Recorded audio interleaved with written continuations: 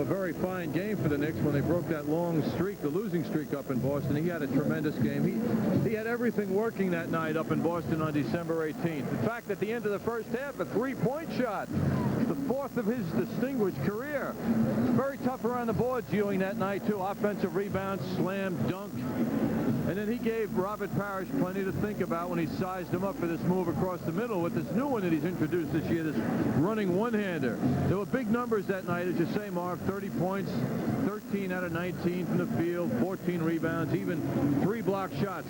As the Knicks anticipate this upcoming 4-game road trip, they'd like to see Patrick duplicate that effort tonight against the Celtics. And there could be a little chatter between the X-Man and the New York Knicks as this game progresses. In fact, Xavier visiting with Patrick for tonight's game. We'll be right back.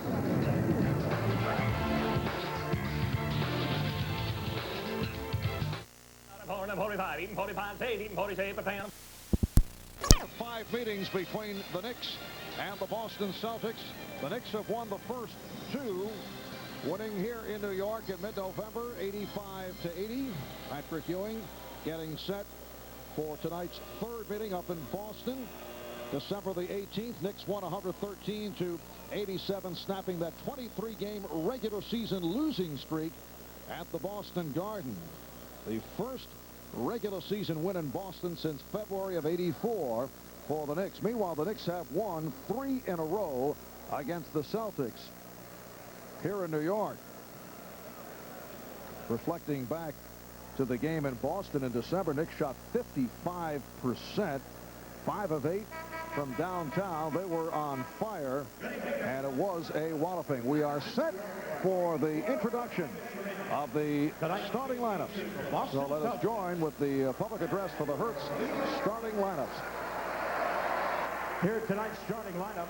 First for Boston, at guard at 6'1" from Jacksonville, number 7, D. Brown.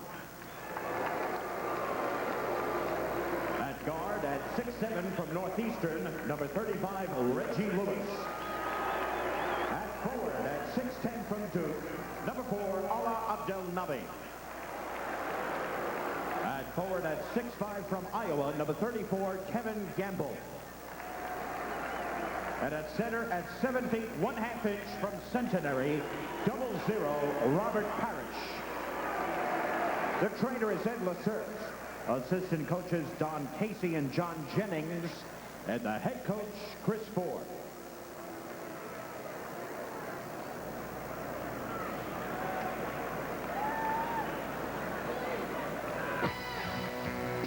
And now, please welcome your New York Knicks. At guard at 6'6" from Kansas State, number 20, Rolando Blackman. At guard at 6'2" from UNLV, number 50, Greg Anthony.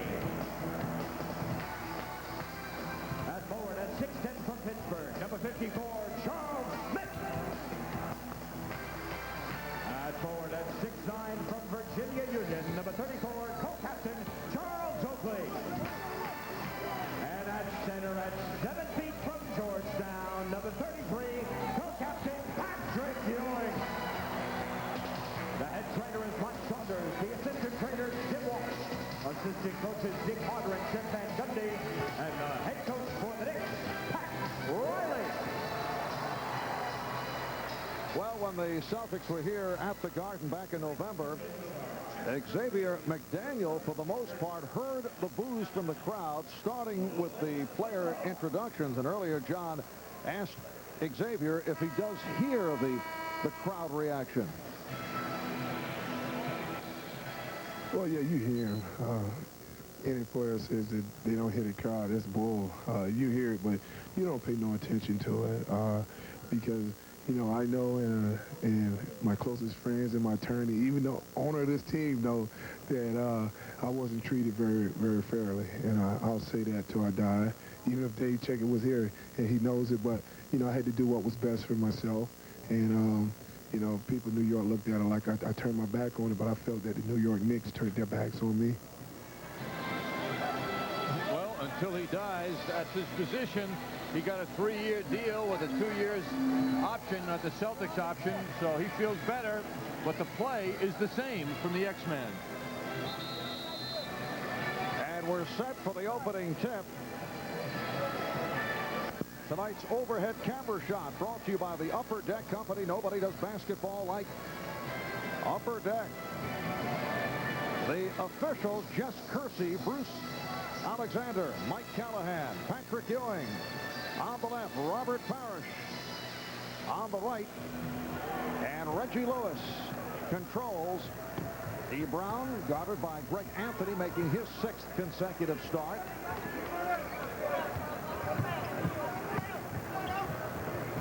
Here's Gamble. Celtics with a 2-0 lead. The Celtics, like the Knicks, want to run the ball. They're a much better team. They're finding when they're running. And during their current 4-game win streak, they have been running more because they've been able to force more turnovers. Nice move by Ewing.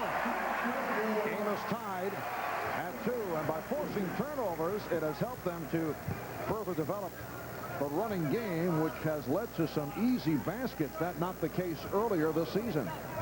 I asked Bob Hill, who was Indiana Pacers, as Ewing leaps out and gets that in pass intended for Parrish. Smith went behind the back. Brown almost picked it off. Blackman is open. Rebound, Ewing. And last touched by the Celtics. I asked Bob Hill what the difference was with the Celtics as they picked up their 3rd win against the Pacers and then their 4th against New Jersey on Friday. He said what he feels is the big difference is they're running the ball much better.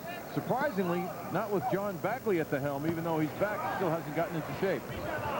Ewing not able to hit the short hook. Gamble played by Smith.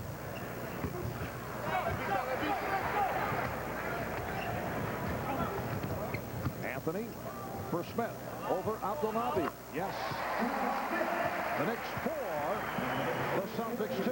Well, the big thing for the Knicks is to shoot the ball better now. In Orlando the other night, 39% from the field. That must be improved upon here at home. And the Knicks over the last 5 games shooting only 42%. Here's Abdelnaby, who has been in the starting lineup as of late and has done a nice job off the boards. 2 minutes have gone by, and the Knicks lead 4-2. Ewing drawing the double team. 3-second violation call on Oakley. 3-second violations shouldn't happen very often. They seem to happen too much with Charles.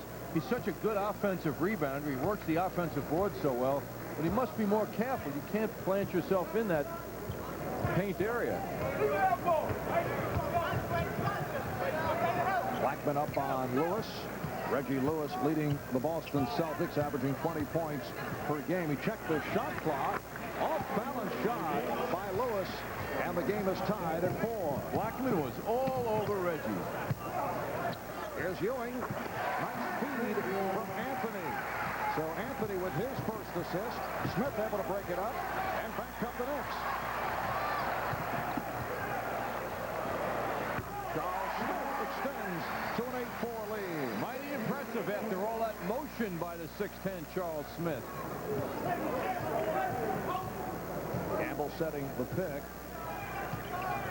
This is how the Celtics don't want to play. They don't want to play a half-court offense against the NBA's best defensive team. They must run to get any kind of advantage. Abdelnaby tried a nice move off the knee of John Starks. However, it is Celtic ball since it was last touched by the Knicks. You would appreciate that kind of play, Marv. Yes. It doesn't require great athletic talent. Oh, Brown got rocked from behind. He was hit by Anthony. So D. Brown will go to the free throw line. D. Brown in his 3rd year out of Jacksonville. After a standout rookie season, injuries hurt him last year. Played only 31 games because of a knee problem, and then he suffered a flu-induced vertigo, which affected his play. Yet he has not passed the test as the future of this team at the point guard position. That's the man who the Celtics hope gets in shape quickly, John Bagley. They dickered around with him for a long time before they decided to bring him back. And there's been a lot of criticism aimed at the management of the Celtics for delaying an inevitable decision. Anthony with a nice move. And the foul. Greg Anthony will go to the line, fouled by D. Brown. Well, Brown is quick. But Greg Anthony was much quicker on that isolation situation that favored him. Knicks cleared out the side for Greg to go to work. You can see that Brown was pushing Greg to go to his right. He's a left-handed player. But that was a bad gamble. I remember Lenny Wilkins being guarded that way many times. He's all left. He can only go to his left. Well, Greg Anthony proved different. Three-point play for Anthony. The Knicks lead 11-6. Lewis tried to go left, cut off by Blackman. Here's Abdul Nabi. Rebound Oakley. Anthony with a hesitation dribble. This is the big advantage favoring the Knicks. 6'10", Charles Smith, Kevin Gamble with 6'5", and that should be exploited, and Charles did. Smith 3 of 3 for 6 points, and Boston calls for time.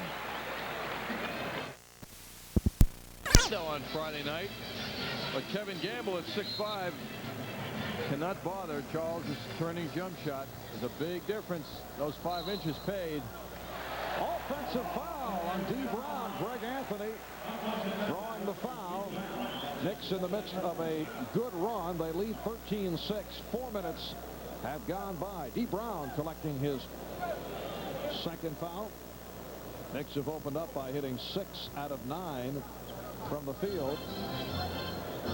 Boston Celtics on the road have won 6 and lost 12. They lost 5 of the first 6 and then improved their road play. Oakley, yes. Charles Oakley with a step-back move. Flat-footed jumper from Charles. Surprise, surprise to the defense. The Knicks 15, Boston 6. Robert Parrish touching the ball for the first time offensively and is called for the travel.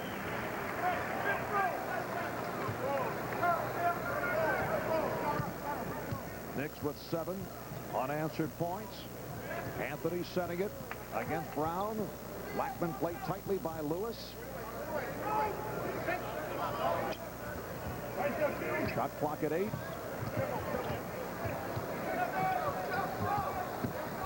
Shot clock at 3. Smith. And the call against Boston.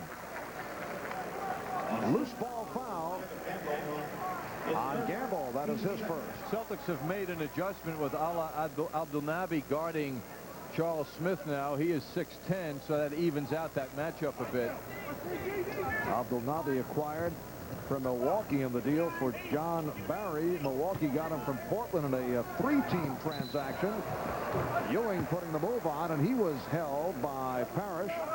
The shorter Kevin Gamble is now guarding Oakley. Much better break for Gamble. All he's got to concentrate on is keeping Oakley away from the boards, as Charles will not look to shoot that much.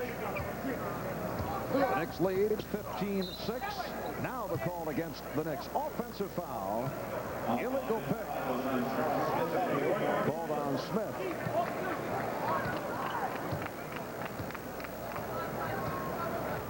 That is the first team foul committed by the Knicks. There's Gamble, and he was hit on a reach-in. Smith picks up his second. See, this is a classic difficulty that Charles Smith can face guarding small forwards. He's got to deal with a guy who's pretty mobile. So the 6'5" at this end of the court of Gamble becomes an advantage for him because of his quickness.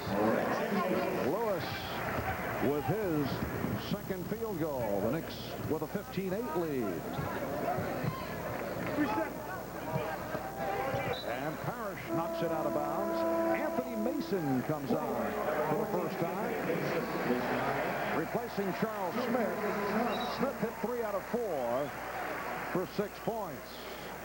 Anthony Mason coming off a 3 for 10 in 31 minutes in Orlando on Friday. Did have 9 rebounds. Blackman lost it. Lewis with the steal on the run.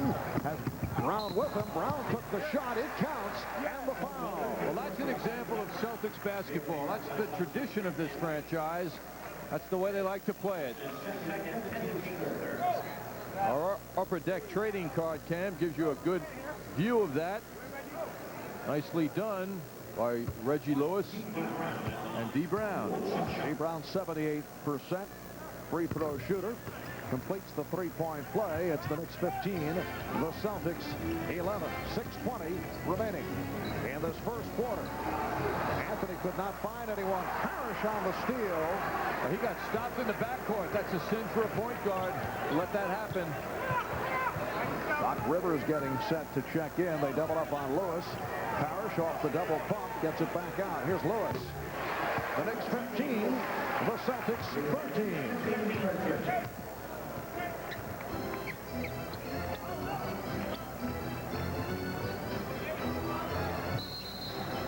Offensive foul on Mason, so it is turning now against the Knicks. They had reeled off 7 consecutive points. Boston roaring back with 7 straight. Doc Rivers comes on for Greg Anthony. When he gets the ball now, Mason will slap away at the defense right away and then back in. Marv, if anybody had seen Shaquille O'Neal bounce Ewing the other night, to look at the call that was just made, you see quite a disparity. And here's Lewis. Reggie Lewis with 8 points.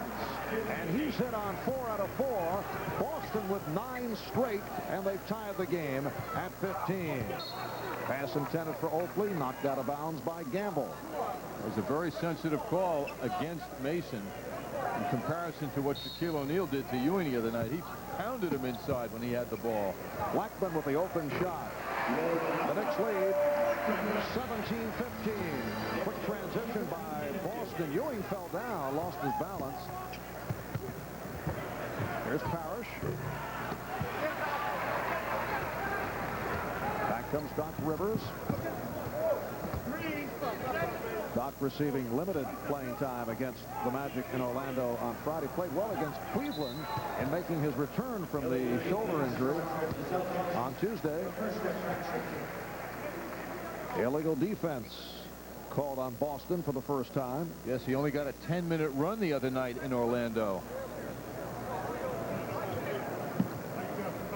Rivers and Blackman now in the backcourt. Ewing, Oakley, and Mason up front. Here's Rivers going to the hoop in very strong fashion.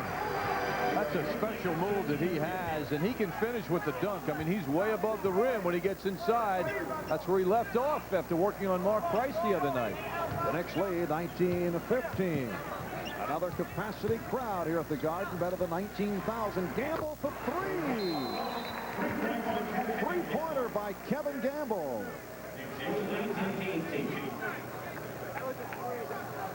Yes, Kersey blowing the whistle. Apparently a wet spot on the floor.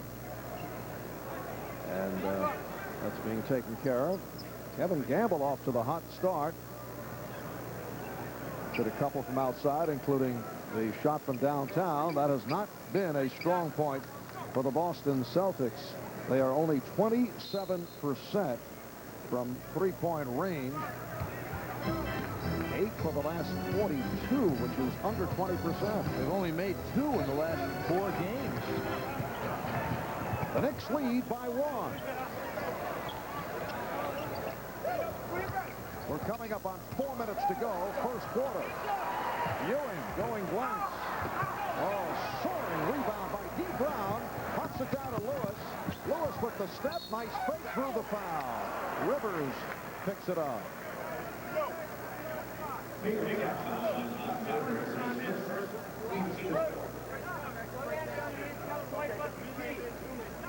Talking about the effect of the three-point shot on the Celtics, our AT&T long-distance shooting numbers show an unusual statistic. Fewest three-pointers made coming into tonight's game. Boston Celtics at the top of that category. Boston Celtics only making 38 this season. Although Kevin Gamble has been the hot man in three-point shooting. He's now 17 for 38. That's about 45%. Well, Boston has come from behind, and they now lead 20-19.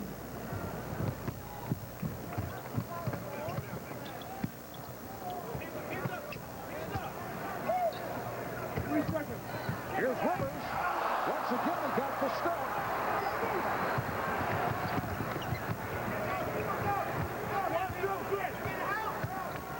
Lewis. And he's fouled. He was hacked. Knicks looking more and more for some of their players to break down the defense. That's what they got with Rivers on that last effort. He tried to slam dunk that ball and lost that in that judgment. But they need more and more of that kind of play where someone can break down the defense all by himself. It draws the attention of the defense and opens up other players. Doc on the beautiful penetration. He was committed to that dunk. Just didn't work. Well, the Knicks have led by as many as 9, and the Celtics now lead by 3. Pressure by Boston. Light pressure as Rivers moves it across against Brown. D. Brown is playing with 2 personal fouls. Ewing draws the double team. Blackman. And Brown goes down but is able to hold on. Very impressive rebounding by D. Brown. There's Brown. He blew the step. Harris right there. And he'll go to the line. Boston in the midst of a 16-4 run. Oakley called for his first. Knicks are allowing a lot to happen around the offensive basket for the Celtics. No boxing out. Robert Parrish at 7 feet. Fortunately for the Knicks, he didn't make that easy shot for him. Parrish to the line. He's shooting 74% from the free throw line. And Pat Riley wants to talk it over. Timeout taken.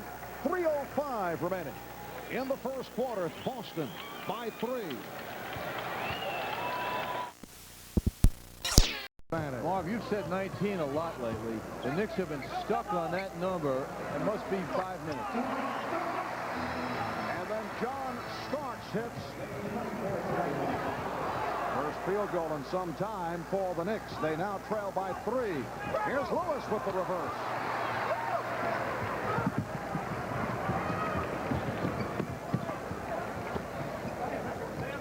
Minute and a half remaining first quarter. Mason had it knocked away by Abdelnaby.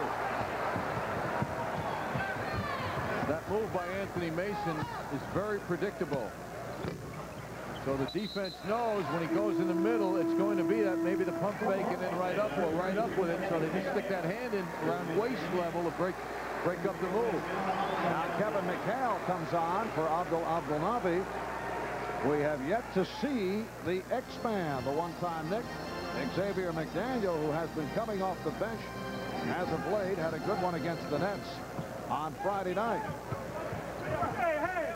Chris Ford handling Xavier's time in a different manner, and it paid off recently. Ewing, yes. Celtics lead by 1. Ewing has hit 3 out of 6. He has 6 points. Well, Patrick will not be pursued by Joe Klein. That one spin away leaves him wide open to take that jump shot. Klein doesn't have the speed. John, in answer to your question, answer being supplied by the electronic wizard, Larry Singer, he said the Knicks did not score for 3 minutes and 3 seconds, stuck on number 19. Lewis with a very impressive high arcing jump shot. Lewis with 14 points in this first quarter. Boston leads 26-23. We are down to 20 seconds to go in the quarter. Here's Starks. Yes. So the Boston lead is 1. And the Celtics hold for a final shot. Clock working down. 10 seconds to go in the quarter. Douglas played by Rivers. Down to 5. Here's McHale. Klein punches it up. Here's Klein with another opportunity. It will not count. Yes, from the naked eye, it appeared that it should have counted. Bruce Alexander made the call at midcourt. Watch the clock running down. Klein. Oh, no, good call. Yes. Good call. Very tight call. Bruce is excellent. Bruce Alexander's You know, actually, there's no question in my mind, John.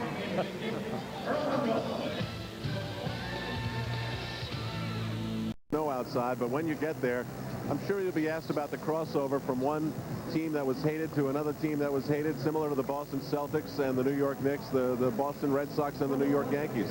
Did you ever feel in your heart that you hated the Yankees because of the rivalry? I never have.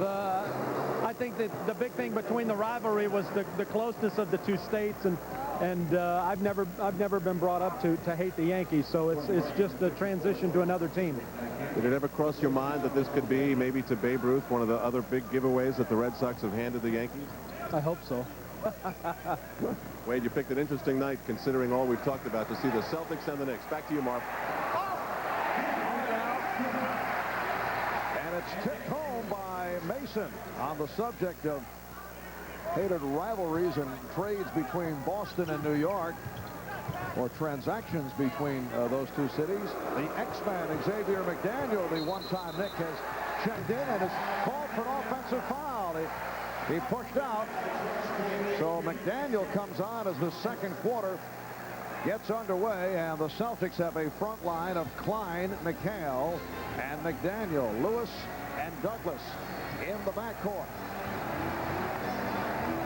The Knicks with Ewing, Mason, Smith up front, Rivers and Starks at the guards. Smith facing McHale. Shot clock at 7. Rebounded by Lewis. Story on McHale, Marv, is that he cannot do it anymore defensively.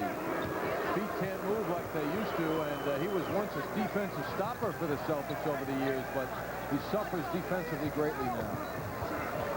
Klein open. Ewing came out to help out. Klein goes to the left-handed hook. And Starks able to maintain his balance. Here's Starks. Sees the opening. Beautiful change of pace drive. John Starks exploding to give the Knicks a 29-26 lead. Minute 40 gone by in the second quarter. Marv Albert, John Andres, Al Troutwig, Walt Clyde Frazier from the Garden. Reggie Lewis has been on fire. He now has 16, and the Knick lead is 1. Marv, he's on fire, but he's a skinny guy who's not getting any body on him. No one's touching Reggie Lewis. He's too good a shooter. In fact, if you look at the people on the floor now, Reggie Lewis is in a class by himself as a shooter. Someone's got to mess up his rhythm a little bit. He has hit 6 out of 8. He's being guarded by Starks. Well, John Starks certainly did not mess up the rhythm, although he had a hand in Reggie's face. And now you can make it 7 out of 9 for Lewis. 18 points. Very simply, the Knicks should knock him down next time he gets a shot at him. Once again, coming out for the old violent move. Not to hurt him, not to be malicious. There's a message here. Please Interrupt the rhythm. Please see Mr. Thorne tomorrow morning. In fact, hey, I remember Rod as a player. That's another subject. Boston now leads by 1, 30-29. Here's Douglas. Oh, nice move. Sherman Douglas to the left hand, and Boston leads by 3. Incidentally, you can follow the Knick contingent to the NBA offices tomorrow. Dave Checketts will be on hand as he appeals the Charles Oakley fine. He will be meeting with Commissioner David Stern. Ewing, yes. Nice fadeaway by Ewing. Celtics by 1. I'm sure Dave would welcome the company. Well, Dave's got to follow through on what the Knicks feel they have to do. 8.5 remaining in this first half. Oh, nice move. Sherman Douglas getting to the loose ball, and Boston leads by 3.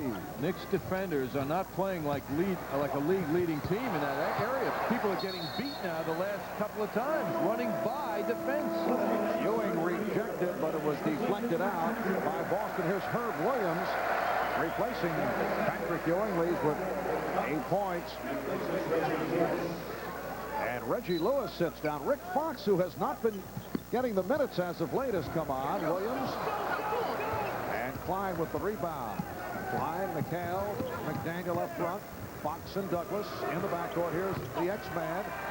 And he's hearing it every time he touches the ball. What a box out by Mason with McHale.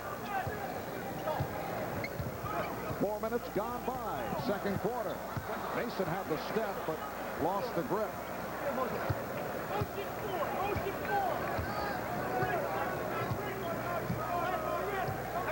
Boston Celtics with a record of 16-17. They have won their last 4, their longest win streak of the season.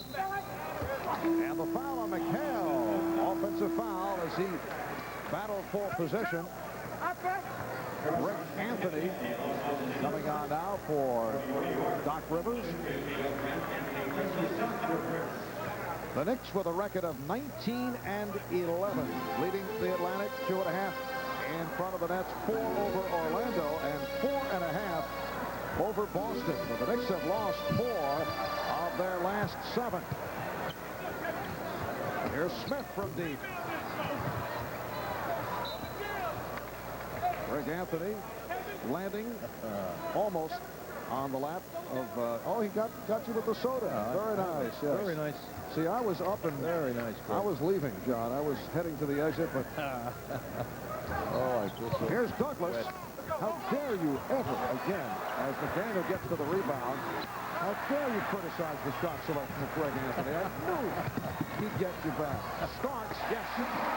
John Starks going glass, and Boston leads by 1. Fox, crowd wanted to travel. Fox pulled up. Look out. Who cares? I'm all wet. Anthony Mason landing along photographer's row. So the Celtics lead by 1 as a timeout is taken. You all right, John? Xavier was very chatty for the bottom of the Clippers, and now a little physical move and lots of talk to the ear of his former teammate Mark Jackson. Celtics got back at the Clippers. The Celtics had an 0-4 road trip, which concluded with the LA Clippers preceding their meeting in Boston. And that began the Celtics on this 4-game winning streak. Boston leads by 1. 5 minutes gone by. Second quarter. Douglas. Sherman Douglas able to penetrate, and a foul is called. Greg Anthony got hurt on that move by Douglas. Smith called for the foul. That's his 3rd. Douglas getting around Greg Anthony. Anthony got hurt. You can see him holding his hand on that play. Charles Smith also injured somewhat. Sherman Douglas, a horrendous free throw shooter, 43%. And now he's 22 for 49 from the line. Now Charles Oakley replacing Charles Smith, who just committed his 3rd foul. Charles Smith hit his first 3 field goal attempts. He has missed his last 4. Sits down with 6 points. Sherman Douglas now at the line. If you had to project the future in the point guard position for the Boston Celtics, it would seem, Marv, at this time that Sherman Douglas is not in that future. I get the feeling that the Celtics feel he has failed the test, the leadership test, but they got to go with him now. They're paying him a ton of money, and Bagley isn't ready. It is a 2-point Boston lead. 6.5 remaining in the first half. Shot clock at 4. Anthony, yes. Anthony has tied the game at 35. Sherman Douglas, the man with the ball, left Syracuse as the NCAA all-time assist man, but it just hasn't worked out that well for him here in Boston, at Boston. McHale off the double team, one-handed by Mason.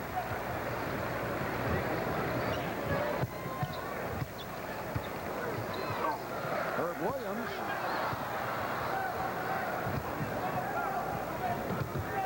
McDaniel went to the crossover, turnaround jump shot, and he drew the foul. It's on Mason, who did not like the call.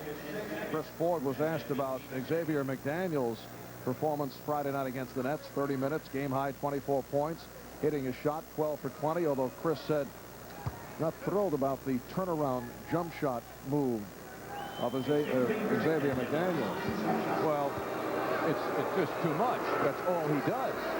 And the big difference in his game last year for the Knicks is when in the playoffs, he started going to variety. He started faking the jumper and driving. He became a complete player, but he seems to be a regular season jump shooter exclusively.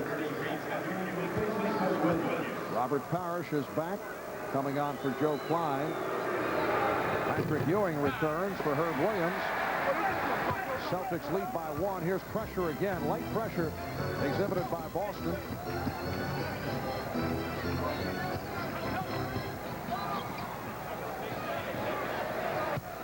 You know, Mason doesn't want to pass this opportunity up to work against his old buddy.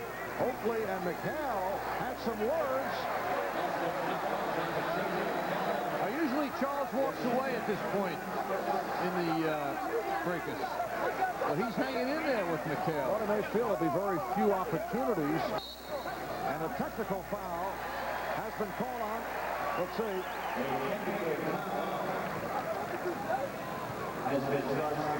Apparently double technicals on Oakley and McHale. Feeling is that this could be the last go-around for Kevin McHale. He and Charles in the past have had disagreements, so there may not be too many opportunities remaining. Here's another look at how this occurred.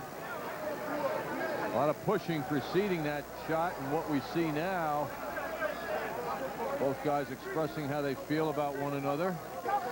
All verbal, however. Well, Oakley did grab the front of the jersey of McHale.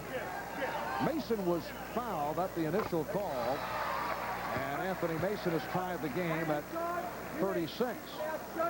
And you shut up. Apparently Kevin McHale dissatisfied. He wanted Oakley thrown out for the move of grabbing the jersey. Knicks lead by 1. 5:25 remaining in this first half.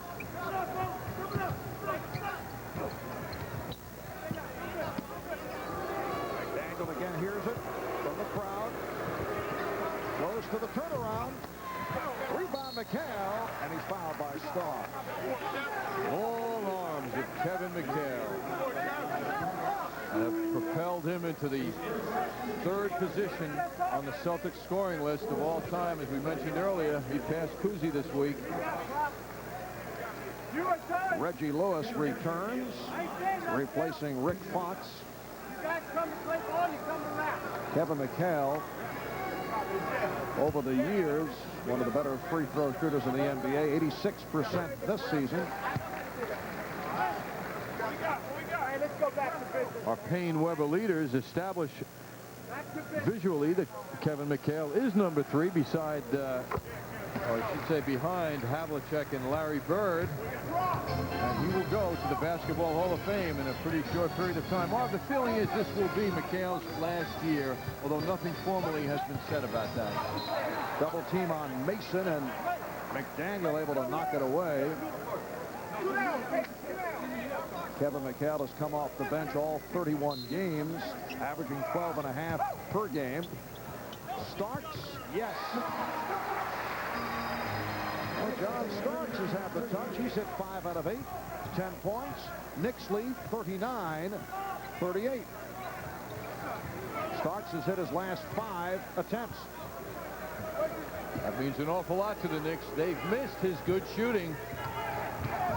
Anthony got picked off by McHale. Shot clock at 3. McDaniel. Xavier now 0 for 4 from the field. Parrish keeps it alive. Oh, what a sweet lefty hook. And the Celtics now lead 40-39. We come up on 4 minutes remaining, first half. Mason, who was double teamed and rushed the shot. Anthony able to rescue. Good look by Anthony to find Ewing. And Ewing was hacked, so he will go to the line.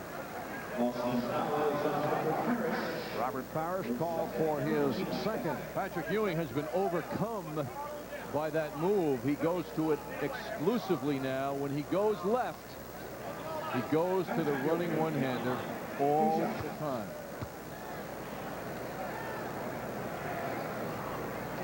It's only the 4th free throw in the first half of the Knicks. They've hit all 4.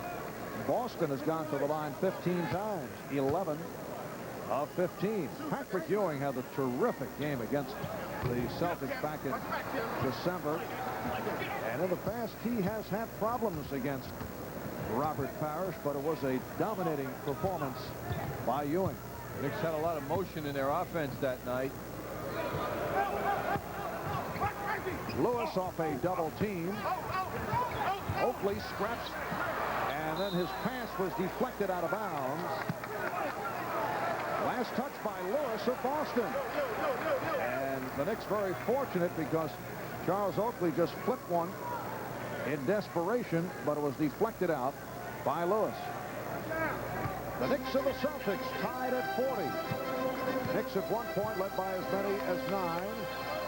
Boston off an 18-4 run in the first quarter. At one stretch led by 5. Here's Oakley. What a nice look by Greg Anthony, picking out Oakley, who was unguarded. McDaniel off the fake around Oakley. Oh, beautiful move by the X-Man. That is his first field goal. Celtics lead 42-40. Illegal pick called on Ewing. That's his first foul. It was such a lovely pick, too, but he was moving as the contact took place. You've got to be set first. How about this move? The X-Man doesn't go to the jumper exclusively now. He goes to the drive across the basket, and he still had legs left after that long move he made. Douglas backing Anthony. Now Mason on McDaniel. X-Man does not like the hand check from Mason. There's the turnaround. So he's hit 2 in a row after missing his first 4. Boston leads by 4. Mason in a rush shot by Mason. Ewing able to get to it. Double team on Ewing, but he finds Anthony. Rejected by Parrish. Lewis with the pull-up. Celtics lead 46-40, and the Knicks take a timeout with 2:23 to go in the first half.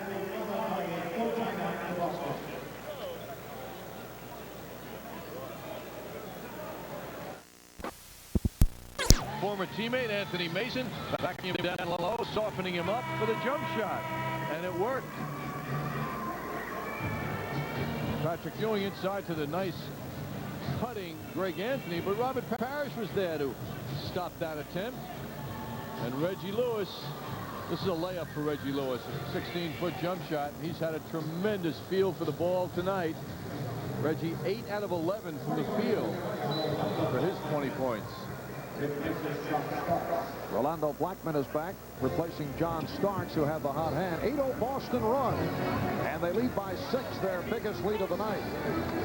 We approach 2 minutes remaining in the first half. They collapse on Ewing. And a blocking foul on the Celtics. Chris Ford did not like the call in the face of Bruce Alexander. It's called on McDaniel, so that's 3 on Xavier, all in the second quarter. Take another look at it now. McDaniel sneaking around Ewing, unsuccessfully trying to get the ball away. Ewing entitled to his room. McDaniel wouldn't give it to him. Ewing with a nice move. He drew the foul. No, a traveling violation is called. He traveled before going up for the shot when he was hit by Parrish. You know what I thought was interesting, Marv, how Bruce Alexander, the official, allowed Chris Ford to express himself. Chris was angry in a big way, but he let it out, no technical, and things progressed from there. That doesn't always happen. The technical foul usually follows an outburst like Ford had. John Starks has returned. Kevin Gamble, Abdelnabi are back for Boston. Gamble gets right to it. He has had the touch. All from the outside. 7 points. He's hit on 3 out of 5, including a 3-pointer. And Boston with an 8-point advantage. The Knicks certainly have not matched the perimeter shooting that the Celtics have brought here tonight. Again, the double team on Ewing. Anthony. Off the back tap, Blackman recaptures. Ewing. Tip missed by Mason. Knicks shooting has been off. Right around 40%. 10-0 run by the Celtics for an 8-point lead. 1 minute remaining of the half. Abdelnaby with a nice spin. Abdelnaby with a second field goal. Boston leads 50-40.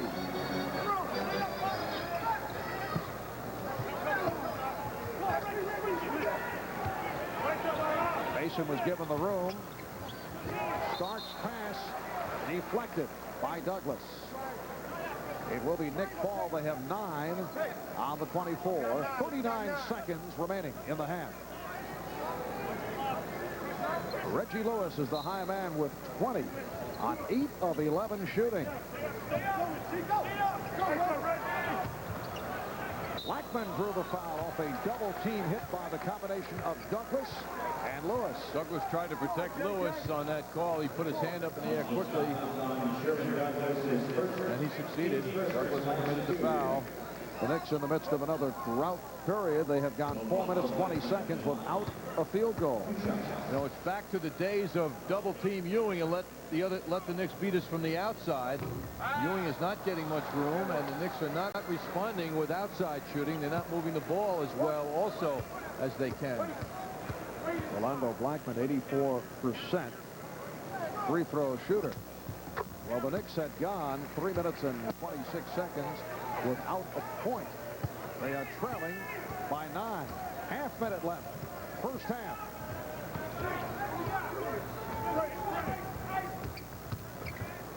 Douglas. Sherman Douglas off a spin. Extends to an 11-point lead. Here's Starks getting it out. Blackman sets up and then passes on the 3. Changed his mind. 10 seconds left in the half.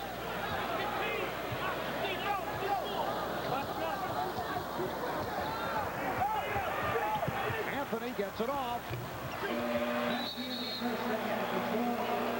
Well, a very poor finish by the Knicks in the second quarter, and they are hearing the boos from the crowd as they head back to the locker room. Boston closing the second quarter with a 14-1 run. And the Knicks are down by 11 at halftime. Bob Pitt. Get out. Nobody sniffs my girl's butt except me. Johnny Most. Patrick has designated that MetLife's monthly donation of $1,000 be made to the Handy Kids Special Needs Camp in Bridgewater, Massachusetts, the youth-oriented organization toward which Johnny devoted countless hours and fundraising efforts. Patrick Ewing sweeping the honors so far in November and December. Marv Albert, John Andres. Thank you, Al. And we are headed to the second half with the Boston Celtics up by 11. Boston 20 of 40 from the field in the first half. The Knicks only 41%. They had a 6 for 22 shooting second quarter. Celtics going to the line 15 times, 11 of 15. Knicks 5 of 7.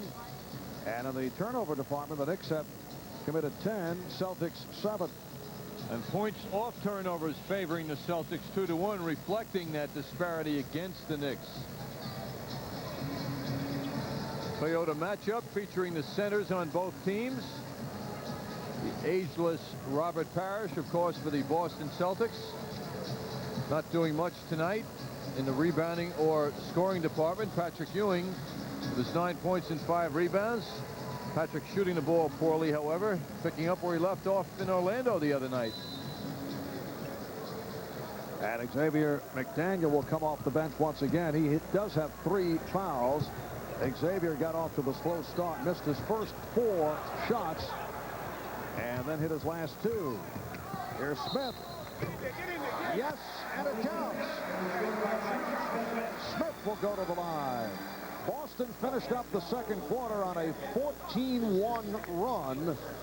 And Pat Riley was not pleased. He'd like to get things going here at the start of the third, and Charles Smith does just that. Well, the Knicks need a very big team personality transformation. They had a very poor half.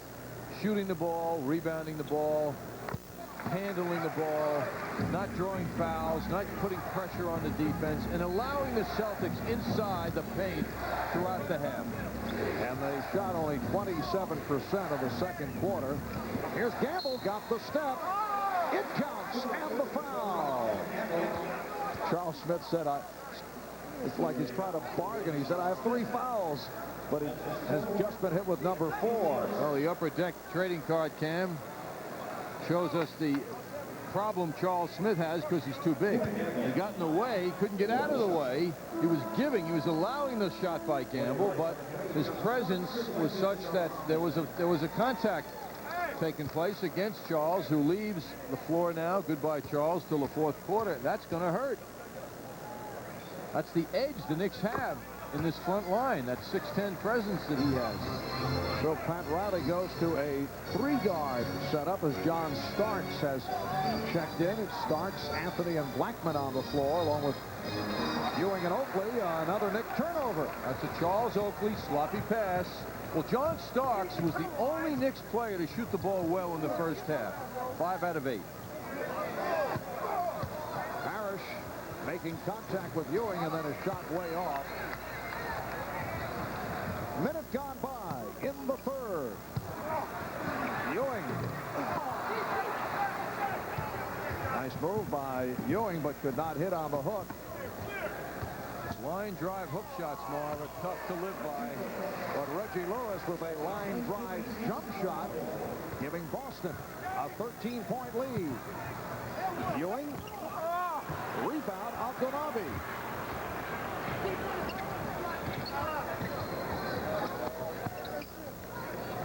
Boston Celtics looking to avenge the pounding that they took up in Boston last month, snapping that 23-game regular season winning streak by the Celtics over the Knicks. Oakley thought he had the shot and instead tried the extra pass. A bad play by Charles. He had a lane wide open to take a layup, and he resisted it. Oh, that cost him. And Anthony Mason getting set to check in. Charles Oakley realizes it. And he's shaking his head now as Lewis, double team, was stopped by Blackman. Abdelnaby with the shot clock down to 1. Abdelnaby gives Boston a 59-44 lead, and Pat Riley calls for time once again. The Knicks are hearing the boos from the crowd. We were trying to solve. The broadcaster for the Celtics just told us what that was all about. Thankfully, Marv, we could have gone off in an entirely different direction. Well, I know with your charade experience, you would have picked it right up. Celtics by 15, their biggest lead of the game, and Hubert Davis has checked in for the first time. Knicks in dire need of offense. Starks for 3. The rebound is batted out of bounds. Last touch by Brown. 7-0 run by Boston at one point in the second quarter. They had an 18-4 spurt. It has been all Celtics. Shooting well right throughout at 51% for the game now, while the Knicks are at 40% and dipping. The call away from the ball. A knee is called on Abdelnaby as he was involved down low with Mason.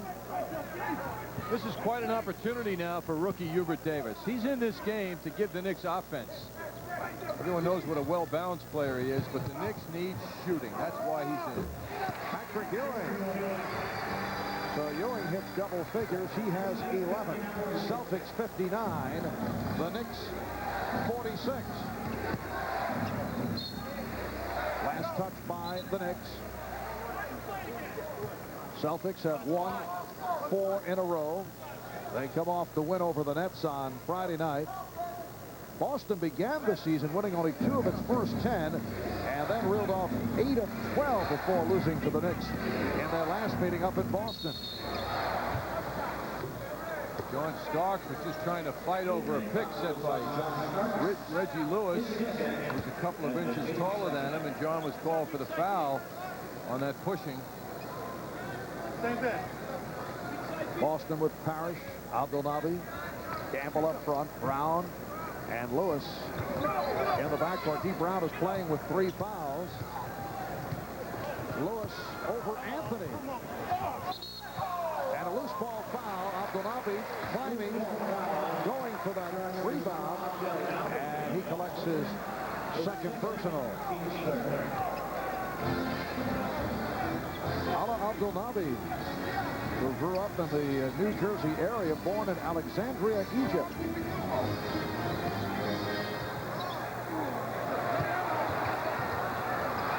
Lewis getting to the errant pass. Reggie Lewis. 24 points for Lewis. Celtics 61, Knicks 46. Reggie Lewis is putting on one of the great exhibitions of jump shooting at the Garden this season tonight.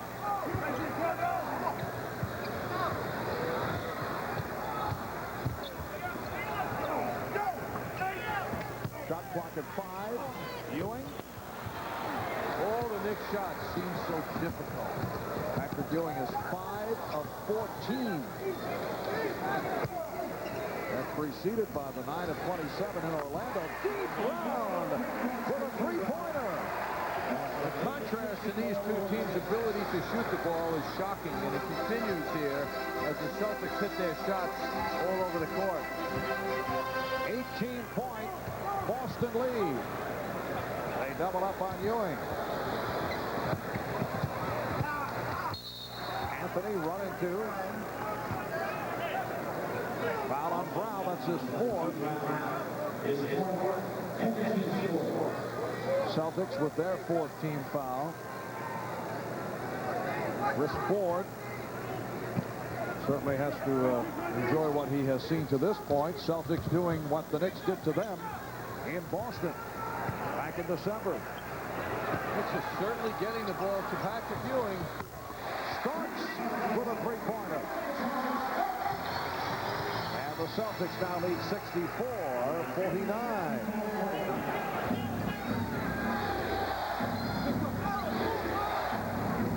Minutes gone by in the 3rd quarter.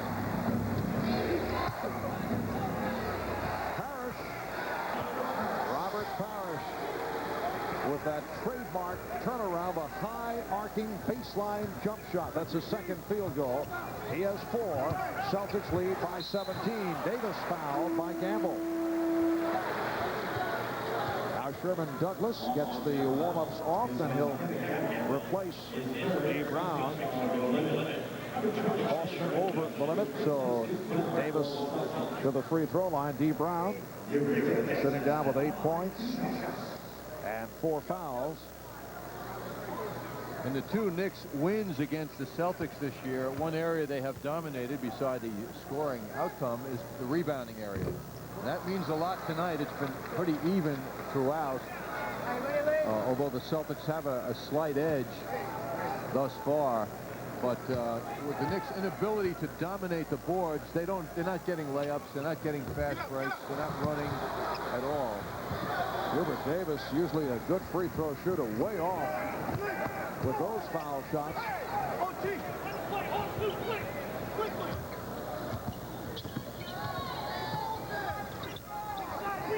Davis trying to front Lewis, could not. And the foul called on Davis. Lewis to the free throw line.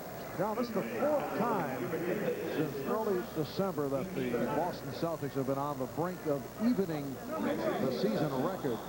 They come in at 16 and 17. Each of their other opportunities, Boston lost with very poor performances.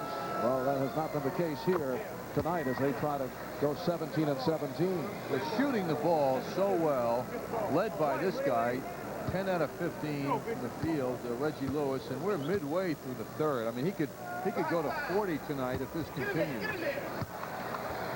Boston 68. The Knicks 49. 26 for Lewis.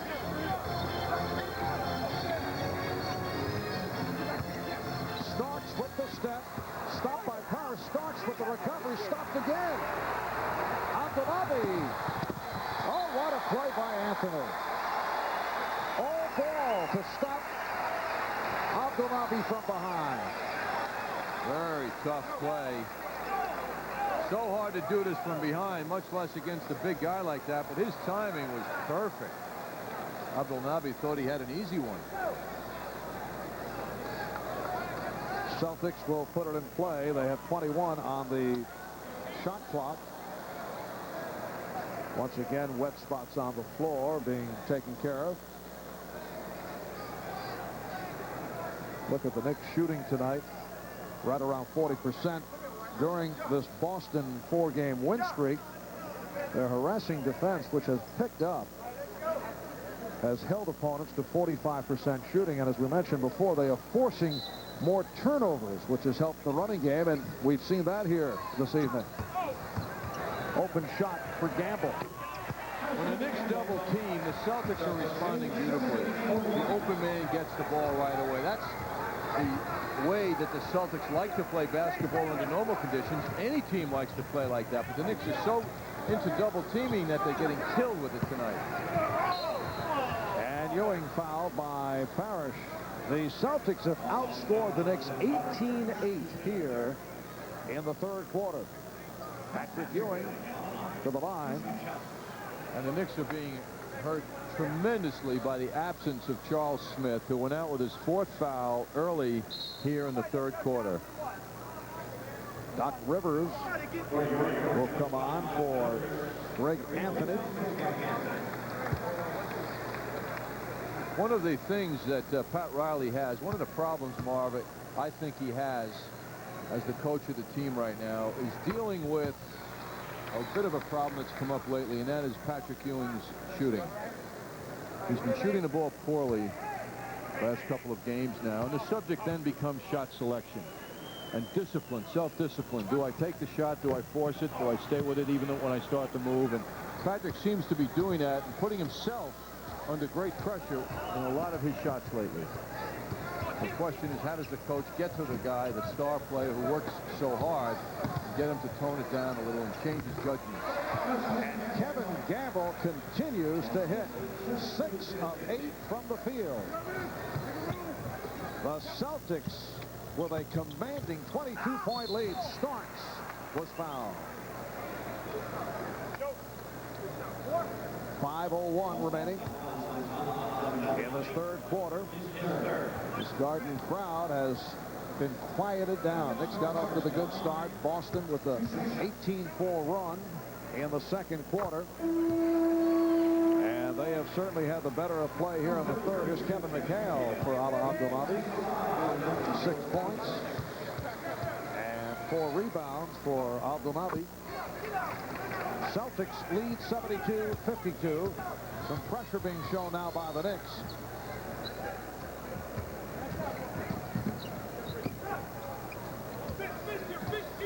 Knicks have lost only twice here at home, both in overtime to Charlotte and the Clippers, 14-2 at the Garden.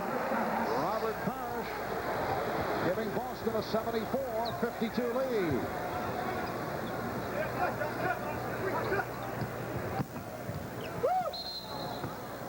Illegal defense. The call against the Celtics. That is their second, and the Knicks will be awarded a technical foul. Now, following tonight, the Knicks will head west for a 4-game road trip beginning in Sacramento on Tuesday, continuing in Denver, Dallas, and Houston. They do not return home until a week from tomorrow, Monday afternoon game against Charles Barkley and the Phoenix Suns. But there are 4 coming up on the road. And we'll have all those games right here on the MSG Network. Rivers. And And McHale with the rebound. All rushed shots under pressure by the Knicks. Credit the Celtics with their good, tough defense.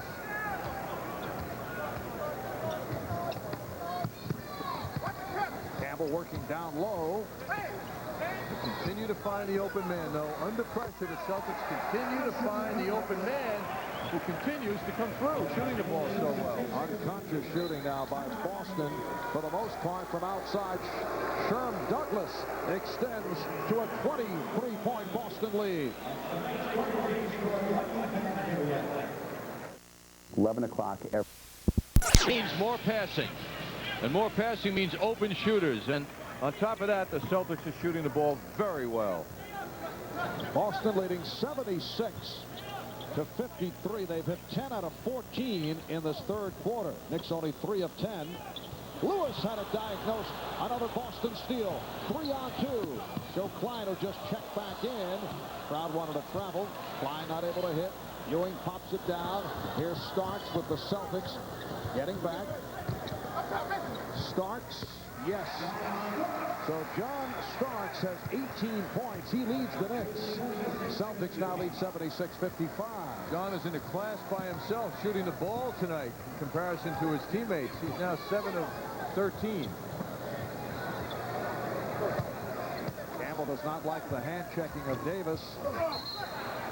Loose ball foul on Klein, making contact with Ewing. And it puts Boston over the limit. Down to 3 minutes remaining in the third quarter.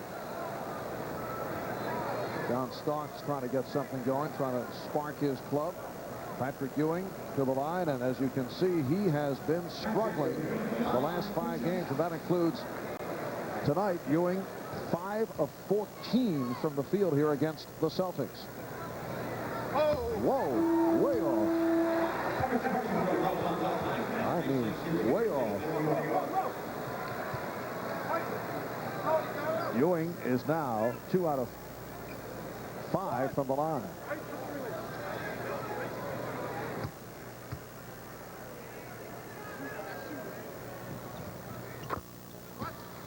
Boston 76, the Knicks 56, and the Knicks go to pressure. Bruce Alexander calling a delay of game warning against the Knicks, with Ewing not giving McHale enough room on the inbounds.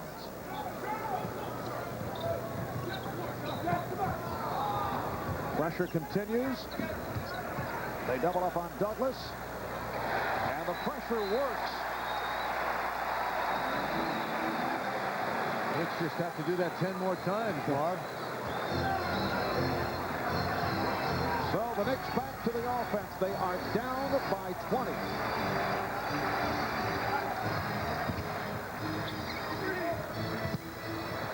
Mason, yes. John Starks with a beautiful entry pass. And Boston will talk it over. Well, Chris Ford sensed momentum, sensed the crowd, and he wanted to deflate it.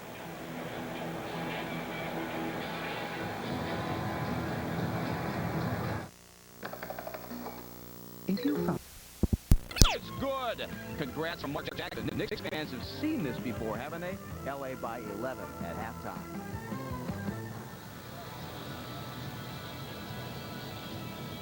.232 remaining in the third quarter, and the Celtics lead the Knicks 76-58. Kevin Campbell will inbound again. The Knicks go to the pressure alignment. Pressure causing a turnover just a moment ago. They're all over Douglas. This time Douglas able to get to midcourt and across. McHale. Celtics by 20. Kevin McHale with his first field goal. He has 4 points. Blackman, Rivers, and Starks now in a 3-guard offense for the Knicks. Oh, steal by Ewing. Patrick Ewing with the steal and the basket. And and Boston leads by 18, just under 2 minutes remaining third quarter. Talking to Bob Cousy at halftime, Marv, and he felt this was the Celtics' best first half of the season. Well, it's continued here in the third quarter with that fine play. And Joe Klein hits from deep. Boston by 20. The Celtics now shooting 54%. Foul called on the Celtics. Klein called for his second. In contrast, Marv, to the Knicks' 41% from the field. Celtics have it over the foul limit, so Anthony Mason to the line. Prior to the game in Boston back in December, you may recall Pat Riley claiming that he was upset about the manner in which the Knicks practiced the day before, said it was their worst practice of the season. Perhaps a little motivation tactic by Pat, who may have been concerned about a potential letdown following the strong performance in the previous game against the New Jersey Nets. But in this situation, the Knicks come off the 1-point loss to Orlando on Friday and have played poorly here tonight. Yes, they certainly didn't.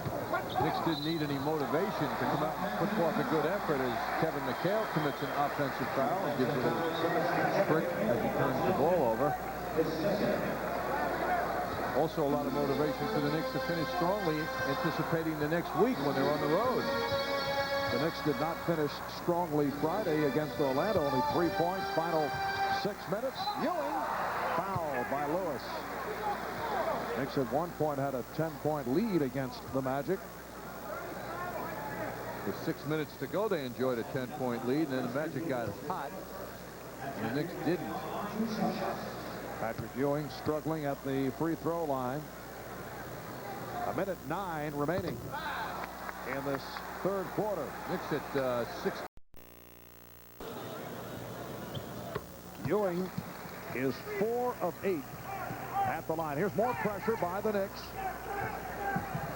Now Lewis for Klein on a 2-on-1. Rebound Lewis. Lewis is a guard, but he's 6'7". He reached right over Orlando. And has very long arms. Starks call for the foul, and Starks and Douglas face to face having words. Douglas did not like the manner in which he was fouled by Starks. But Starks seemed to pursue Douglas after Starks knocked Douglas down. Take another look at it now. Douglas trying to get around Starks, finally does. And then John stayed with it and had a lot to say. Well, apparently Sherman had something to say when he was on the floor. When he was driven to the floor. Probably said something like, "Thanks, John, that felt good." Here's Lewis. Played very tightly by Blackman. Rivers able to gather it in. Knicks down by 18 with 40 seconds left in the third.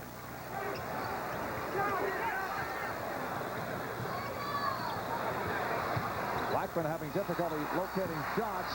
Starks recovers and fires. He thought the shot clock was running down. Ewing saving it. And Douglas with the chippy shot. Celtics lead 82-62.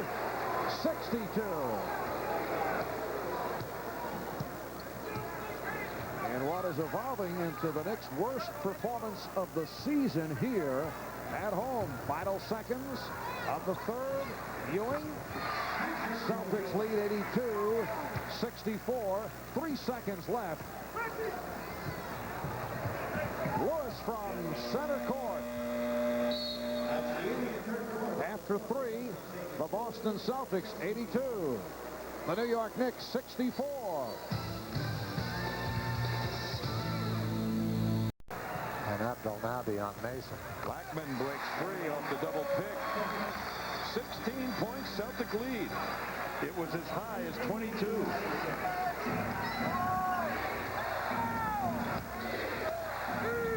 They go to McDaniel. Illegal defense going on by... They're going to call a foul on Starks. So the Knicks now have 2 team fouls. And the 5th on Starks, if that was on him. Rivers. They go to McHale. Now Reggie. Starks on him. Reggie gets it over the top of Mason. Check it. It was Charles Smith. Reggie, 28 points. That was an outstanding effort. Blackman's 3 wide. Tipped to Mason.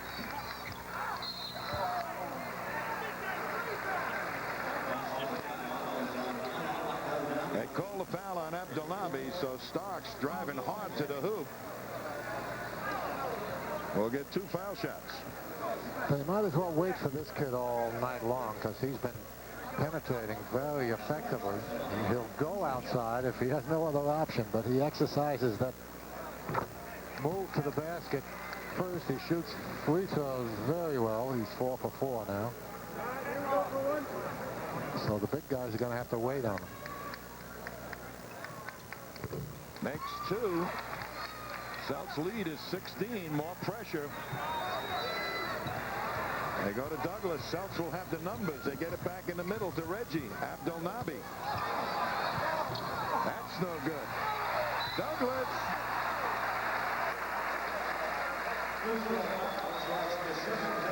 They'll give it to Douglas. He came up underneath and stripped the ball, and Sherm didn't like the call. It was a good aggressive move. Looked like he might have gotten it. So the voices of Bob Cousy and Tommy Heinsohn on WFXT Channel 25 in Boston. The television voices of the Boston Celtics as we check out a sampling of the opposition broadcast. Reggie Lewis called for that foul, his second. Celtics have been in foul trouble right throughout the night. That's their 4th team foul. So the Knicks chipping away. They have it down to 16. They trailed by as many as 23. Blackman. Oh, wild fingertip shot. Looked like he lost control. And the Celtic lead is now 14. Knicks go back to pressure. Charles Smith all over Sherm Douglas, who gets it ahead. Pat Riley has Patrick Ewing resting as well. And back comes Starks for Smith. And he will go to the line. One thing, Marv, as we look at a smile for the first time tonight on the face of one of the Knicks, Charles Smith, coming up with that play. Throughout this game, this poorly played game by the Knicks, their effort has been there. It has not been lacking. The execution is what has been so poor. Abdelnaby called for his 5th foul. And the Knicks with their active hands coming up with that ball. John Starks, who's been in the forefront of anything good for the Knicks tonight, continues. The Knicks are now 15 of 24 from the line. Here's Robert Parrish for Ala Abdelnaby. Leads with 6 points. Now, Pat Riley, following his script, when he sees something good working, he stays with it. So the temptation to put Ewing right back in there is being resisted.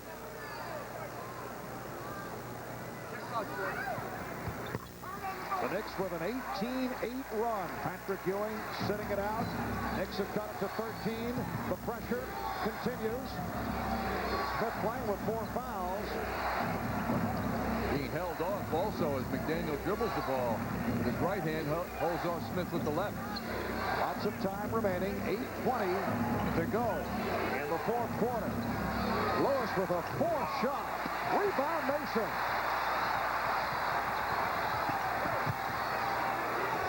Blackman with the step. Yes. The Celtics 84. The Knicks 73. And Boston calling for time.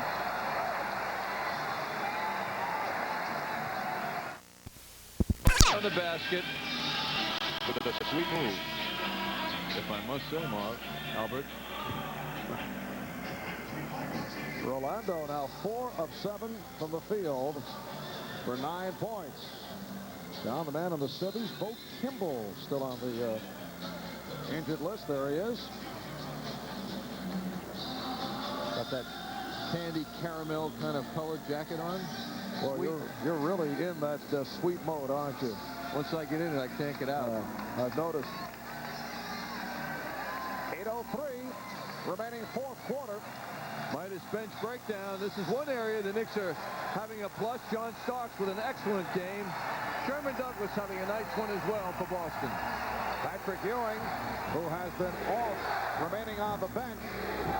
At 1 point, oh, look out, no call made. 1 point, Boston led by 23 with 3:19 to go in the third. They had a 76-53 lead, and it's all going the other way now. Foul on the Celtics.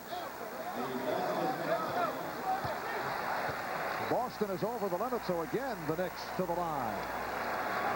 Bear in mind, the Knicks with Charles Oakley and Patrick Ewing, Greg Anthony on the bench, their starters.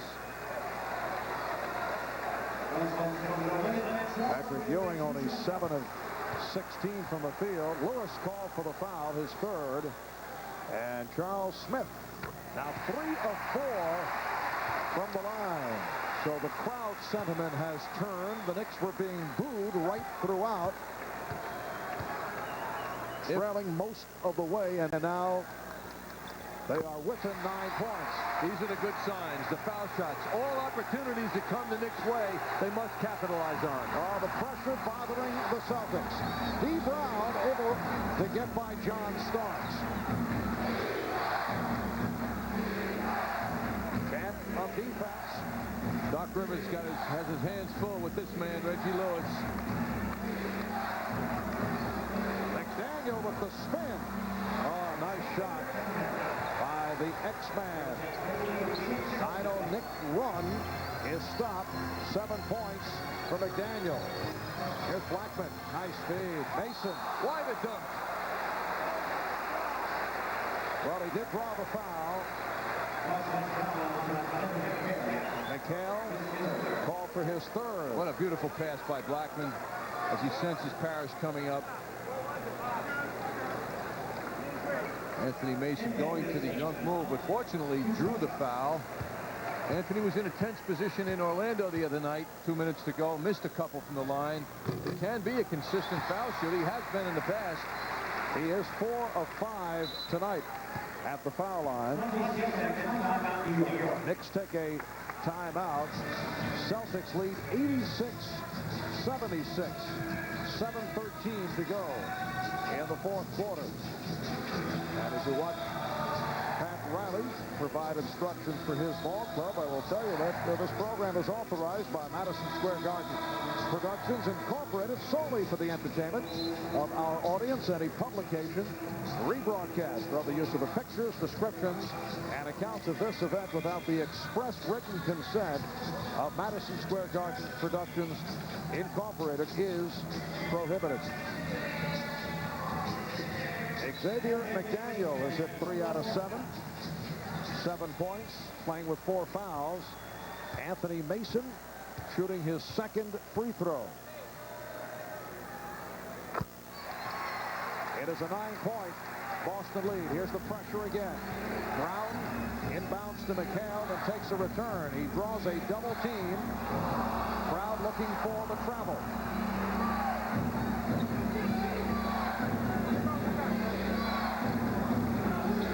Now 10 on the shot clock. Again, the double up on Brown. McHale.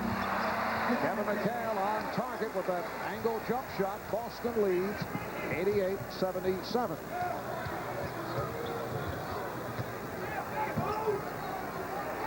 Mason posting against McHale. He was successful last time scoring over McHale. He drew the foul, however, once again with his big body, which puzzles McHale. McHale dealing with Anthony Mason down low. Anthony always takes a couple of dribbles to get in closer. McHale feels he made a clean block. That is 4 on McHale. The Knicks 20 for 30 from the free throw line. A lot of missed opportunities Boston by 10. And again, pressure. Brown gets it across. Brown and Lewis at the guards. Parrish, McHale, McDaniel up front. McHale rejected by Smith. Oh, Smith looked like he pulled something. He stepped out of bounds. Apparently he's all right. I wonder how long Pat Riley's going to go with Ewing on the bench as we see Charles Smith successfully make that block but step out of bounds. Lewis, he's been off after the great start. Blackman again passing the 3.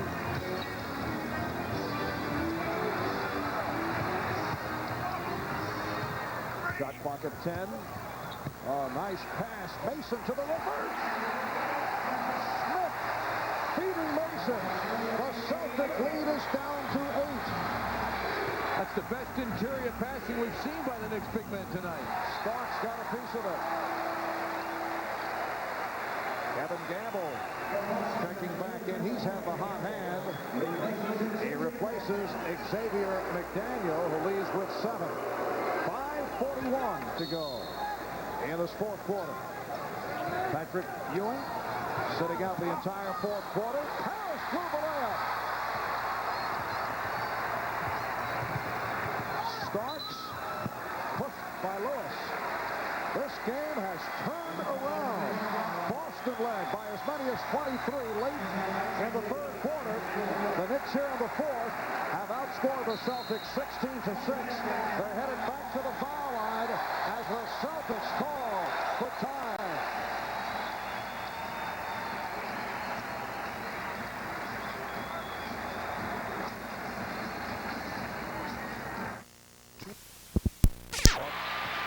He walked out to the center court area to greet his club. He was so annoyed with what has taken place. The Knicks have outscored the Celtics 18-6 here in the fourth quarter, and they are down by only 6 points. 5.5 remaining. Fourth quarter. That 18-6 Marv has been without Patrick Ewing. He's been on the bench throughout this run. And the pressure has been bothering the Celtics. Off the double team. Boston 90. The Knicks 82. 8 points for Parrish. Smith driving hard. Tip home. Starks with the tip. 6 points. Boston lead. John Starks has had a sensational all-around game. Offensively and defensively, and he has really kept the Knicks sparked up.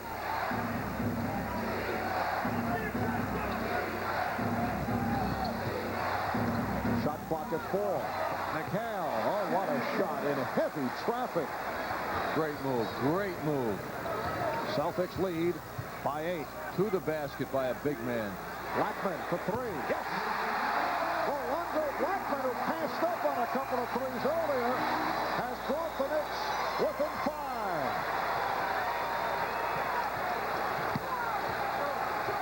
4:15 remaining in the fourth. Interesting matchup with Mason on Parrish.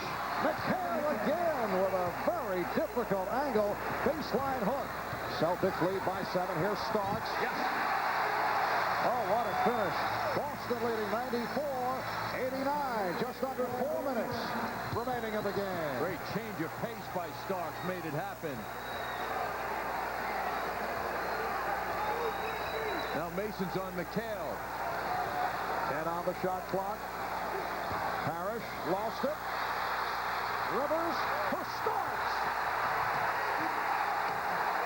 It's down to 3. And another timeout called by the Celtics.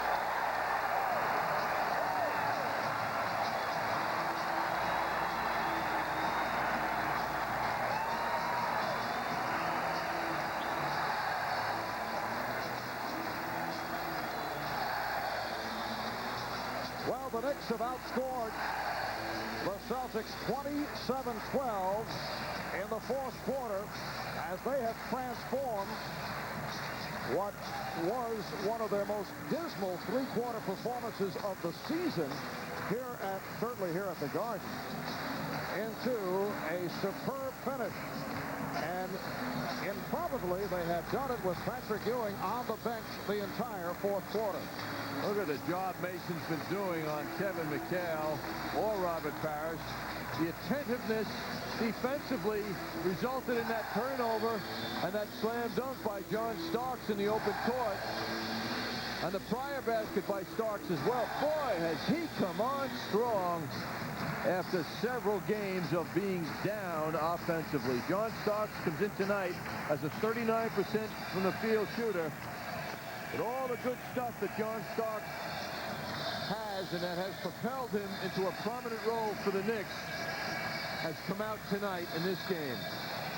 Starks with 28 points, 10 of 18 from the field. Now Patrick Ewing on the bench, not because of foul trouble. He has not played well. He has only one personal foul. Ewing shooting 7 of 16.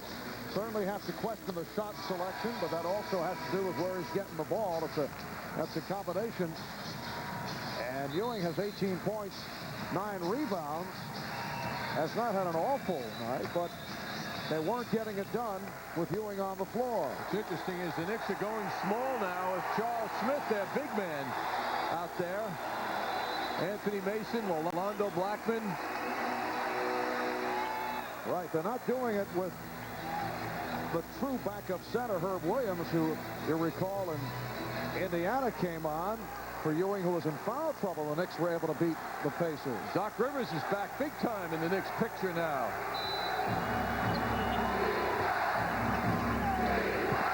Starks with the steal, and then Brown was able to recover, but he took a push from Rivers. You look back to that 23-point lead enjoyed by Boston with just over 3 minutes to go in the third quarter. Since that time, the Knicks have outscored the Celtics 38-18. You know what's amazing, Marv? John Starks has been playing with 5 personal fouls for at least 6 or 7 minutes. Shot clock down to 8 as Lewis backs Starks in. Lewis not able to hit. Mason with the rebound off the box out. The Knicks put the ball down by 3. 3 minutes remaining in the game. Starks hounded by Brown, gets a screen from Mason. Here's Starks. And it's rebounded by Lewis. Boston with the ball. They lead by 3. And a foul called on Mason, who was tugging on Lewis as they both headed up court. Knicks with their 4th team foul. Celtics to the line in the second half only twice. The Knicks 26 times, a major factor. In the first half, Boston to the line 15 times, the Knicks 7. It's a Boston turnover. D. Brown and Reggie Lewis miscommunicated. And now Pat Riley, looking to insert Patrick Ewing, calls for a timeout with 2:29 remaining in the fourth. The Celtics by 3. Bell at the Garden box office as Riddick Bowe will take on former champ Michael Doak.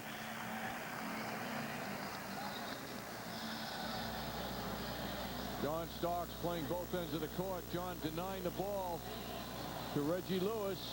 Starks backing up with him, banging with him physically, making it as tough as he can for Lewis. Anthony Mason on the rebound. Doc Rivers also assisting. Patrick Ewing has returned. 2:20 remaining, fourth quarter. Smith with the step. The Knicks are down by only 1. Celtics 94. The Knicks 93. They've come from 23 points back. D. Brown handling against John Starks. Mason entangling with McHale. Next foul puts the Knicks over the limit. Here's McHale. Oh, he felt it. Smith with the rebound.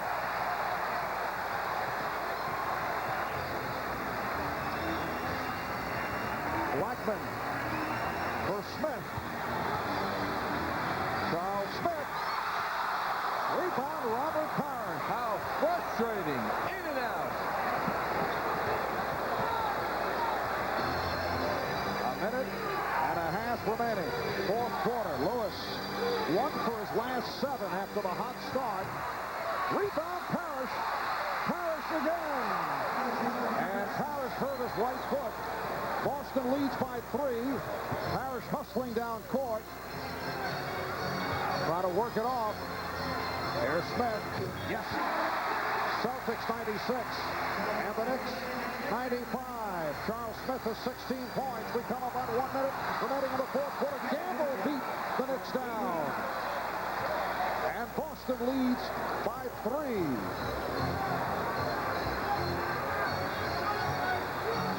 Now just under 1 minute to go in this fourth quarter.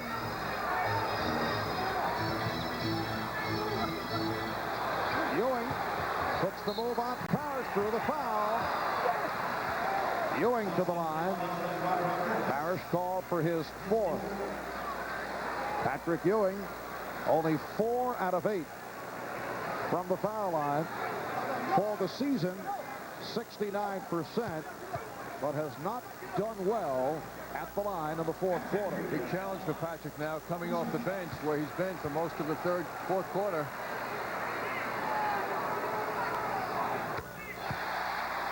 Celtics 98. The Knicks 96. Kevin McHale thought that Chris Ford wanted a timeout. It's been waved off. Boston and the Knicks each have 2 timeouts remaining.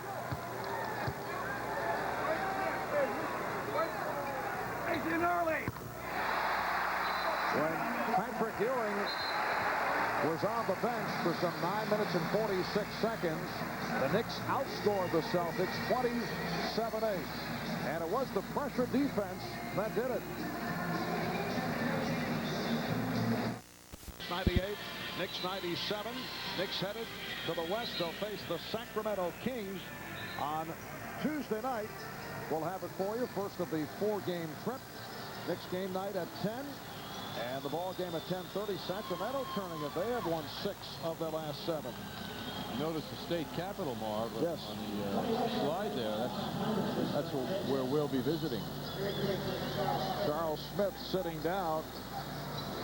Celtics 1 timeout left. Knicks have 2. McHale gets it into Lewis. Boston with the ball and a 1-point lead. Brown was left free, so Ewing picks him up on a mismatch.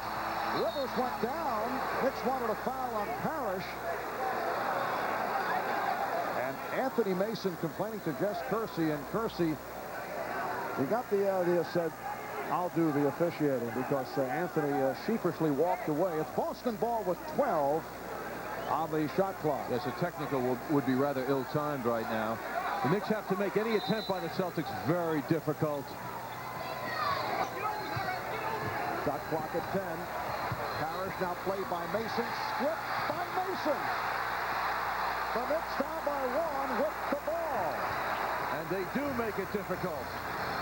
20 seconds to go, fourth quarter, 16 on the shot clock. Blackman looking for Ewing in a battle with Parrish. You believe the pushing Parrish is getting away with? Blackman. And a foul called on the Knicks.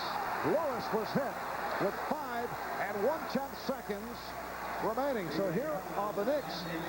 Mason is called for the foul in a similar situation to what took place in Orlando on Friday, coming down to a last-second shot. Ewing was not able to hit against the Magic. Blackman with the opportunity here. Orlando going for the big one. I mean, he reflected the confidence in his jump shot by taking that shot. As we see Lewis get a facial massage and a foul. Reggie Lewis, one of the best free throw shooters in the NBA. He's at 89%. Boston's first foul shot of the fourth quarter. They now lead by 2. Reggie Lewis had the hot hand earlier, but has cooled off. 1 for his last 7 from the field. Following this, a quick timeout. Knicks will set up for three. For a three-pointer, here it is. Pat Riley with the timeout. It's a three-point Celtic lead. 5 1/10 seconds to go. The Knicks will set up for the shot from downtown. Pointer with 2 seconds remaining against the LA Clippers last weekend. That sent the game into overtime. The Clippers eventually went on for the victory. The Knicks 2 out of 5 from three-point land. Here tonight, you see a timeout remaining for each club. The Knicks have come from 23 back, had their opportunities over the last minute and a half, but Boston with a 3-point lead, 100-97. It will be Nick Ball when we resume with 5 1/10 seconds to go. Now, looking at the Knicks play designed by Pat Riley, his hand kind of pointed towards Starks. Really? I don't think that was the key, but Marv, actually, I would think that he would want Starks to take the shot. He's had a great touch tonight.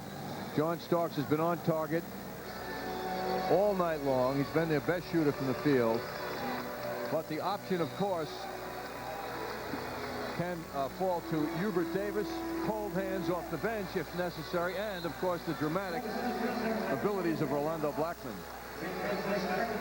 Rick Fox has come on for Kevin McHale. Starks has been hot, season high 28 points. All right, here's Starks with the ball, gets the pick and fires, and that will do it. Well, John Starks did have the three-point opportunity, but could not hit. And the Boston Celtics feeling very fortunate to come away with the 100-97 win. They led by as many as 23. The Knicks with the dramatic comeback in the fourth quarter, but they fall short. John Starks almost. Marv, the first time in 23 games the Knicks opponent has shot 50%. Yes, Boston finishing 41 for 82. They have won 5 in a row. They hit the 500 mark at 17-17, while the Knicks are now 19-12. Back to recap after this.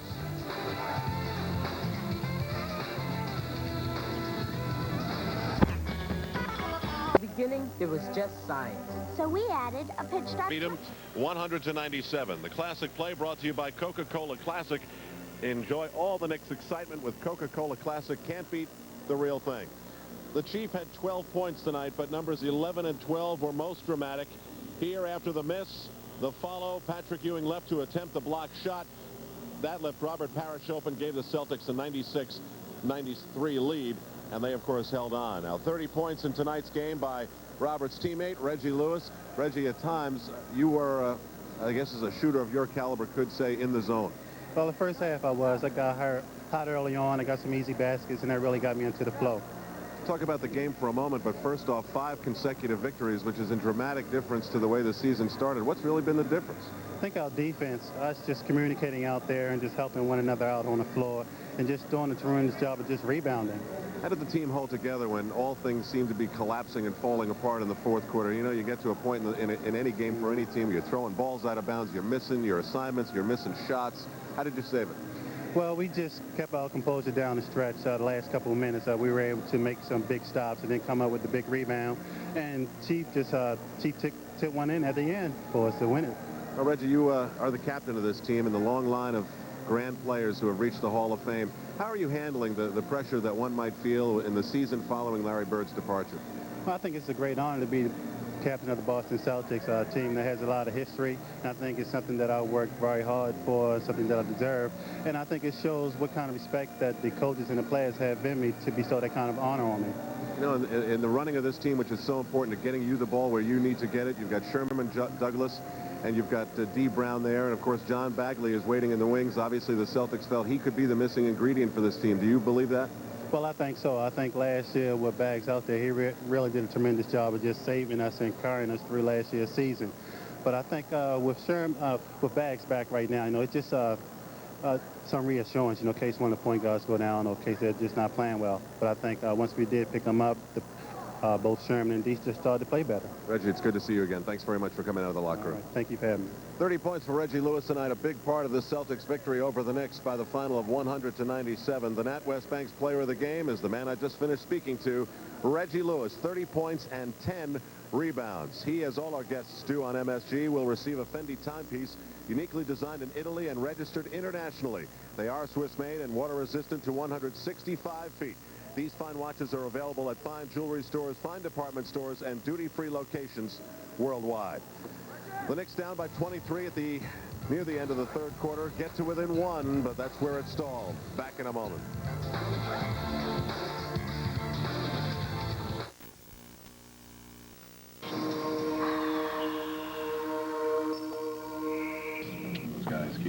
Well, they hurt us a little bit, you know. I mean, once they broke our pressure, about 2 or 3 possessions where, you know, both of those guys hit some post-ups. You know, about 2 or 3 post-up plays gave them some relief, you know, kept them, you know, just a step ahead. We still had a shot. We had a shot on the front of the rim to go ahead one, and that would have been nice to see it go through, but it didn't.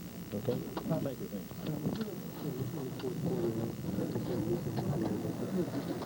A rather brief meeting with the media. The coaches' conference brought to you by the New York Times. We continue in our post-game coverage tonight on MSG. The Knicks with a dramatic fourth quarter comeback done largely without Patrick Ewing, who was on the bench, falls short. John Stark's three-point attempt in the closing seconds was off, and the Boston Celtics go on to win their 5th consecutive game, first over the Knicks this season, 100-97. There were 5 1/10 of a second to go when Charles Smith found John Starks. Patrick Ewing did his job, but that should have been a 4-pointer. It was from so far out. Ewing was able to get the rebound, but by that point, much too late to get it back out for another 3-point attempt. Here you'll see it. Rick Fox is the defender in front of Charles Smith. Good job by the Knicks to execute the play to get the ball in rather easily.